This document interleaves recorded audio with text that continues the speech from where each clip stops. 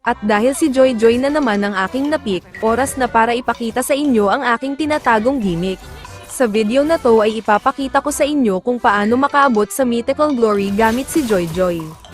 Pagka level 4 ko ay walang intro, double kill na agad kay Angela at Mia. At dahil nakakamiss kumain ng talong, buti na lang ngayong araw ay maretre ko na ulit ang pagong. Maya-maya pa ay nakita ko na naman ulit si Mia kaya agad kong bibigyan sana kaso na double kill pa talaga. Lapit kasi ng lapit si Alucard. Pagdalaw ko sa bot ay walang potential kill kaya turtle na lang ang aking kinil. Pagbalik ko dito sa top ay nakita ko na naman si Mia, agad kong nilapitan para mabigyan ulit siya. Pagkabuhay ng Mia ay di ko ulit siya tinatantanan, basta ang secret lang sa pagkapanalo sa early game ay bugbugin mo lang ang tiyak na malaki ang tsansya na manalo ka. At wag na wag niyong kakalimutan lagi na eye contest ang turtle.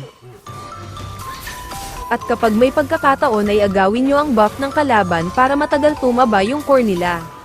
Tingnan niyo naman, ginagawa ko lang farm si Alucard, baka Joy Joy yan. Tapos si Mia na baog na. Tapos patay na naman si Alucard, ganto kasakit mag Joy Joy ngayon kaya lagi siyang binaban.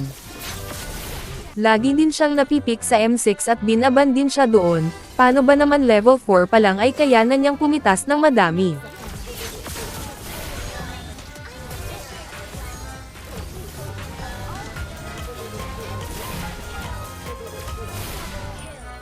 Pwedeng-pwede Karen mag tower dive basta ba alam mo paano makasurvive. Si Joy Joy lang ang nagpaangat ng rank ko, kahit solo lang kasi ay nakakabuhat siya ng 4 na alagad ni Munton. Worth it talaga pag si Joy Joy ang priority pick mo. Kaya kung hindi ka pa nakakagamit ng Joy, ay sumubok ka na, para na rin maabot mo ang rank na mythical glory. Mahalagang paalala, si Joy Joy ay hindi gamot at hindi dapat gamitin pang gamot sa anumang uri ng sakit.